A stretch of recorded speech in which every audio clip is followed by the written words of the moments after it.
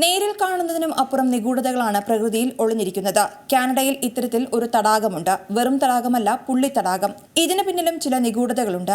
ഏറെ അത്ഭുതങ്ങൾ നിറഞ്ഞ ഈ തടാകം കാനഡയിലെ ബ്രിട്ടീഷ് കൊളംബിയയിലാണ് സ്ഥിതി ചെയ്യുന്നത്. ഖിലുക് എന്നാണ് തടാകത്തിന്റെ യഥാർത്ഥ പേര്. ശൈത്യകാലത്തും വസന്തകാലത്തും ബ്രിട്ടീഷ് കൊളംബിയയിലെ ഒഗനഗൻ താഴ്വരയിലെ ഓസോയൂസിന്റെ വടക്കു പടിഞ്ഞാറായി സ്ഥിതി ചെയ്യുന്ന തടാകം സാധാരണ മറ്റേതൊരു ജലാശയത്തെ പോലെയും കാണപ്പെടുന്നു. എന്നാൽ വേനൽക്കാലത്ത് വെള്ളം വറ്റിക്കഴിയുമ്പോൾ നൂറുകണക്കിന് വലിയ കുളങ്ങൾ ഇവിടെ പ്രത്യക്ഷപ്പെടും.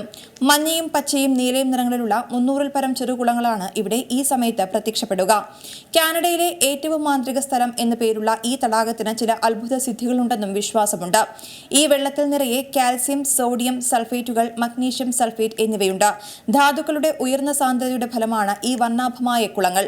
ചുറ്റുമുള്ള കുന്നുകളിൽ നിന്നും ധാതുക്കളും ലവണങ്ങളുടെ ശേഖരവും ഈ തടാകത്തിലുണ്ട്.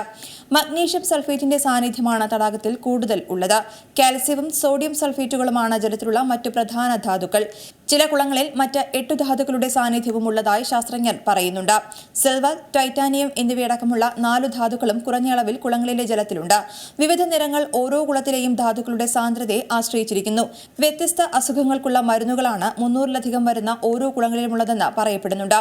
ഓരോന്നിലെയും ജലത്തിലുള്ള വ്യത്യസ്ത ധാതുക്കളുടെ സാന്നിധ്യം മൂലമാണ് ഇവയ്ക്ക് ഇങ്ങനെ രോഗം ശമിപ്പിക്കാനുള്ള കഴിവ് ലഭിക്കുന്നതെന്നാണ് പറയപ്പെടുന്നത്. പ്രദേശത്തെ ഒക്കനാഗൻ ഗോത്ര വിഭാഗത്തിൽപ്പെട്ടവർ പുണ്യസ്ഥലമായാണ് തടാകത്തെ കാണുന്നത്. ത്വക്ക് രോഗങ്ങൾക്കും ശരീരവേദനയ്ക്കും മുറിവുകൾക്കും അരിമ്പാറ പോലെയുള്ള അസുഖങ്ങൾക്കുമെല്ലാം മരുന്നായി ഒക്കനാഗൻ ഗോത്ര വിഭാഗക്കാർ തടാകത്തിലെ കുളത്തിലെ ജലം ഉപയോഗിക്കാറുണ്ട്. തടാകത്തെ ചുറ്റിയുള്ള ഭൂമി വർഷങ്ങളോളം സ്വകാര്യ ഉടമസ്ഥതയിലായിരുന്നുവെങ്കിലും 2001-ൽ ഒക്കനഗൻ രാഷ്ട്രത്തിന്റെ വികസനത്തിന്റെ ഭാഗമായി ഇത് സർക്കാർ ഏറ്റെടുത്തു. 1-ാം ലോക മഹായുദ്ധ സമയത്ത് തടാകത്തിൽ നിന്നുള്ള ധാതുക്കൾ വെടിമരുന്ന് നിർമ്മിക്കാൻ ഉപയോഗിച്ചിരുന്നു.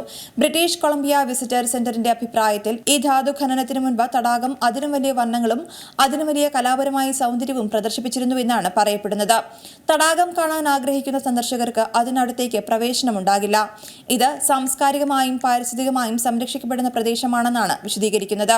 പ്രദേശത്തെ സംരക്ഷിക്കുന്നതിനായി വലിയ മുൾവേലികളും സ്ഥാപിച്ചിട്ടുണ്ട്. ഏറ്റവും പുതിയ വാർത്തകളും വിശേഷങ്ങളും വിരൽ തുമ്പിലറിയാൻ സീ മലയാളം ന്യൂസ് എല്ലാ ഡിജിറ്റൽ പ്ലാറ്റ്ഫോമുകളിലും ലഭ്യം.